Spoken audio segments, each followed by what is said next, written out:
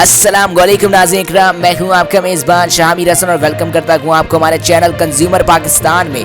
नाज़रीन इकराम, आज एक बहुत ही ज़बरदस्त खबर हमारी नज़रों के सामने से गुजरी है और वो मैं खबर आपके सामने शेयर करता चलूँगा। JUI ने, जी हाँ, JUI ने और जमात इस्लामी ने रज़ा बानी के दलाइल अपना लिए हैं। अब ये रज़ा बानी क्या होती है? मोस्ट ऑफ आप में से जो लोग नहीं जानते कि रज़ा बानी क्या होती है, इसका मतलब ये होता है कि अब वालिदैन उस्ताद भी जिस्मानी सज़ा नहीं दे सकते अपने बच्चों को।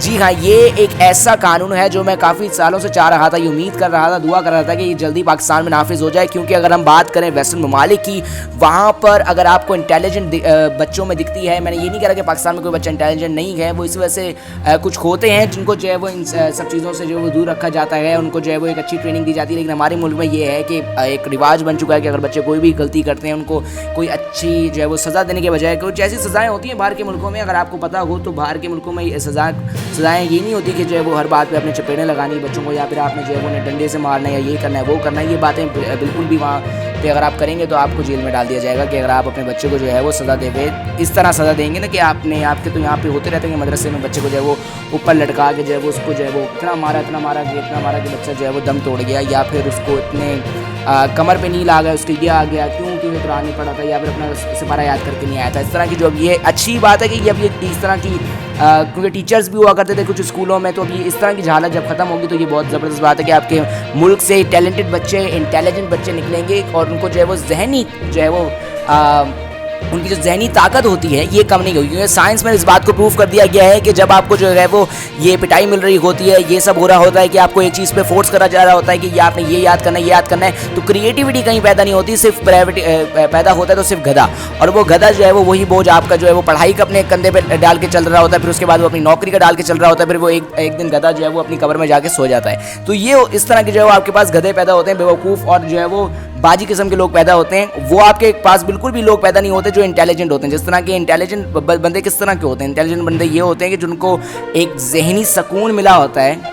अगर वो कोई गलती कर रहे हैं तो उनके साथ उस्ताद, उनका ट्रेनर, उनका गाइडर ऐसा होता है कि वो उन बच्चों को जो है वो उस गलती पे सुधार रहा होता है, और उनकी पनिशमेंट भी कुछ अलग अलग तरह की होती हैं। वो इस तरह की बिल्कुल भी नहीं होती कि आपको जहनी दबाव दिया जा रहा होता है या आपको पिटाई का दबाव दिया जा रहा होता है। तो ये बड़ी एक अच्छी खबर आई है जो मैं आपके सामने अभी शेयर कर रहा हूँ। वो शेयर करने की वजह से ये है कि पाकिस्तान में ये खुशखबरी को फैला दिया जाए और बताया जाए कि भाई अब ये जो बच्चे हैं इनको आप ये ना समझे कि ये कोई बैल हैं या घोड़े हैं। ये काफ़ी सालों से इसी तरह चलता आ रहा है ना। देखिए, जब से आपने की ख्वाहिशात होती है माँ बाप की कि इलेक्ट्रिकल इंजीनियर बनाना है, डॉक्टर बनाना है, ये करना है, कभी इस बात पे आप लोग ध्यान ही नहीं देते कि उस बच्चे की क्या ख्वाहिशात हैं, वो क्या बनना चाहते हैं। हमने बस अपनी दौड़ लगाई हुई होती है कि अगर सलमान साहब का बच्चा इंजीनियर है तो हमारा बच्चा चाहे टेढ़ा हो जाए, लंगड़ा हो जाए, कुछ भी हो जाए, उसने बनना इलेक्ट्रिकल इंजीनियर है, बस उसने और कुछ नहीं करना।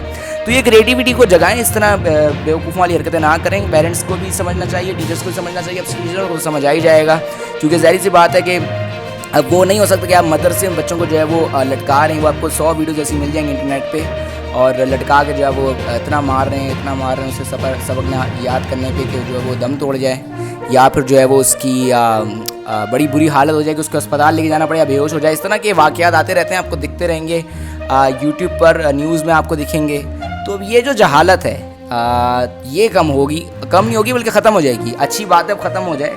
और अगर आपको कहीं पर भी अगर आपके बच्चे के साथ ऐसा हुआ है या कोई भी है तो अब आप फिक्र ना करें, क्योंकि अब तो भाई पाकिस्तान ने इतने सारे लॉ बनाए थे। आप एक लॉ ये बना दिया, तब तो आप जाएँ जाके ज़रा कंप्लेन दर्ज कराएँ तो उनको पता चले जो ये अगर गलत हरकतें करें, क्या वो चाहे वो टीचर हो या फिर जो मस्जिद के मौलवी हो या कोई भी हो, अगर वो गलत काम करेंगे तो ज़ाहिर सी बात है गलत उनको करना भी पड़ेगा। जिस तरह के अभी मैंने पिछली आपको वीडियो में दिखाया था, इस वीडियो मैंने वीडियो बनाई थी मुफ्ती महक के ऊपर, जिसमें यही मैंने वो बात बताई थी। नहीं, मुफ्ती दूसरे साहब थे, खैर उनके भी बनाई थी। तो अगर ये इस तरह की बातें हो रही हैं तो इन बातों को जो है वो इससे हम लोग कंट्रोल कर सकते हैं।